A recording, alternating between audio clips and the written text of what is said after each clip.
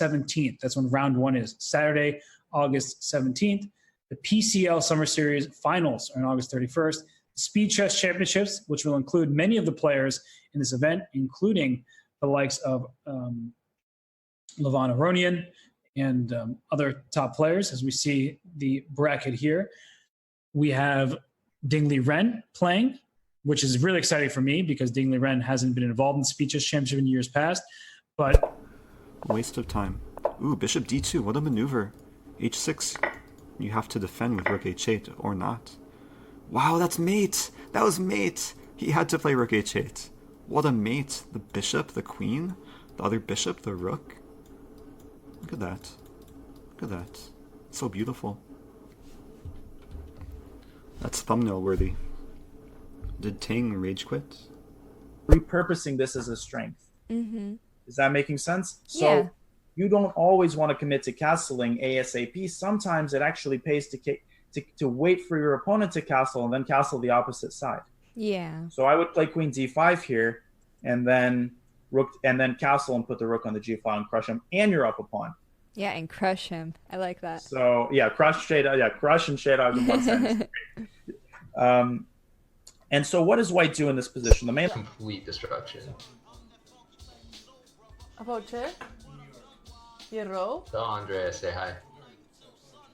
Oh, okay. Let him see this game. One second, I'll be right back. John, my dad said he has something urgent to tell me. Now I'm gonna be curious. Oh, this is a terrible position. One second.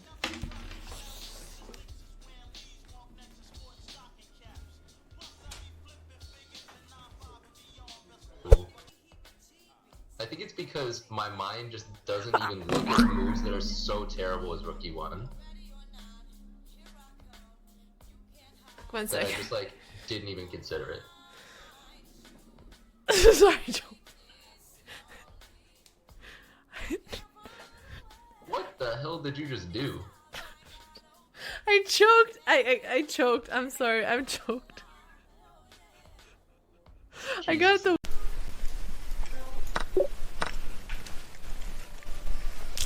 Oh man. Okay. Okay. Okay. Okay. Dude, I love them. Okay. Richard Report makes progress here. Whoa. Oh my gosh, what a tactic. I'm gonna have to start showing this to students. Look at this. Rook takes f6 check. The idea is that after king f6, he went f5, and his next move is knight d5 check, followed by d7, trying to get a queen. So the only way to stop the pawn is by getting the rook back as he did in the game. But rook g1, knight d5 check, and you can't take this pawn because now after d7, rook g8, I have knight e7 check with the fork. That is beautiful tactical vision by Richard. That is amazing. This guy is a beast. Oh my gosh. So knight d5, and then he saw that after rook g8, knight e7. That's how the fork happened. Okay, give this guy a prize right now. Just like, how did he... That's a great question, Chess Pizza. How did he find that so quickly? That is unbelievable. I'm going to start back here again. He said, give me your knight, f5, taking away this square. Okay. First, I'm going to show the line that I showed John, and it's one of the most rare moves in this position. You will not find this in any book. You will not find this. I don't even know how many games there are with this line. This might even be a novelty. Okay. Okay. And it looks awful. This move looks terrible. And it looks like white's just going to be like salivating at the prospect of checkmating you after you make this move. The move is queen to g5. Just kidding. Okay. It's not. I was like, okay. Going on? These pawns are scary. And white's about to flag. Yeah, this is not survivable. Every move has to be a pre-move. Kudos to Eric, though, for playing so many moves with 0 seconds left. This is not Magnus's first St. Louis event. He's been coming to St. Louis.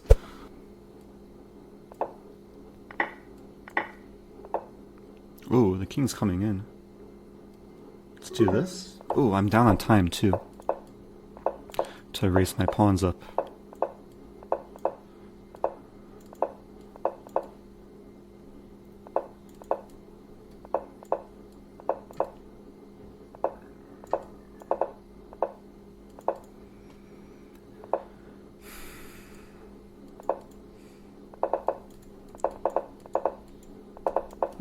No, I'm so bad at playing quickly. That was the worst. So he was around maybe the first 3 or 4 months of streaming, and then never again. I haven't heard from him since June of last year, something like that. This guy would come in and he would give me challenges. He was like 1400. He'd be like, you have to make 10 pawn moves in a row and then win. I would do it, and then he would donate like $600, something completely like. Oh, and I'm sitting there like, my mouth. I mean, I've never. He was the first donor of the channel, basically, like, you know, big donor. But MVL just played knight f1, defending his bishop, and now this is rock solid. Black can't crash through there, but White's going to crash through on the C file, the B file, and his 3 connected passed pawns. So White's ready to crash through, and Black's HG Rook H3 didn't get it done. So now, even though Black is up a queen, the engine says it's equal. When you're up a queen and the engine says it's equal, that means you're going to lose. Okay? When you're up a queen, you should be up a lot. Right, Karen? Down to 1700 on stream, like putting down an injured animal. Hit me up if you can still play tomorrow and you're still over 2250. No. Johnny deserves this. Johnny deserves this treatment. Alright, 1700 incoming. Let's go. I'm actually gonna try hard now. And then if I lose, I'll just like rage quit. Entire rook and White will be up piece. Now, how do you approach a position like this? I think one important piece of advice is when there are any pieces hanging, it doesn't matter if you can take the piece or not. Your brain should be screaming tactics, tactics, tactics. Your brain should be working overdrive to examine all the captures, checks, and threats. So whenever there's a bishop hanging, you have to ask yourself the question, what if I take the bishop? Part of your brain is going to be like, well, that's impossible. But that part of the brain, sometimes, sometimes it just needs to shut it, because sometimes you have to force yourself to look at an option, and the hidden tactical idea will only reveal itself later. I hope that makes sense. It's a very important thing, and sometimes, a lot of chess improves. Tagi says, I play King's Gambit, I'm 1200 player. Yeah, I'm sure there's people watching who play the King's Gambit. What is going on? It's a pawn race. 2 on 2. Penguin seems faster, but these pawns are disconnected. These pawns are connected. It's a time scramble. Andrew low on time, but Andrew super fast. Threatening mate! G5 mates! G5 mates! Oh, G5 mates. Let's get some G5 emotes in the chat. That was beautiful. Reaching this level of degeneracy without playing good chess, then I don't know what's going on, man. You'll see. Once you accept the next challenge. All right. Okay. I'll send you a rematch.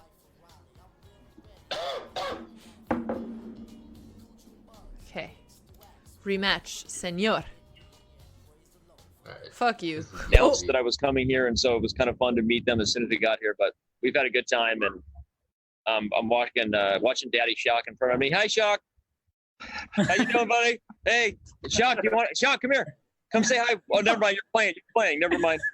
Okay, you go run. So, he almost came over. So he's so friendly. He's probably laughing the whole time, but he's just laughing. He's walking with Ralph Mamedov, his second. Me and Ralph go way back. I can tell you. On the board, whatever move you suggest is better than his move. It doesn't matter what you suggest. Doesn't matter. Play the worst move you could play, and his move is worse than yours. See, he's 2,800. You can't find moves this bad. Let me give you an example. Can I give you an example? Let me give you an example. If you said queen here, that's better than what he did. Okay, and he drew. Okay. Guys, I have a special announcement to make. Let me just switch to only cam here. You may have heard that some other chess player recently lost their Red Bull sponsorship. Well, guess who got that same sponsorship? In your face, Naka! Ow! They love me more than you. I'm sipping Red Bull all the way to the bank.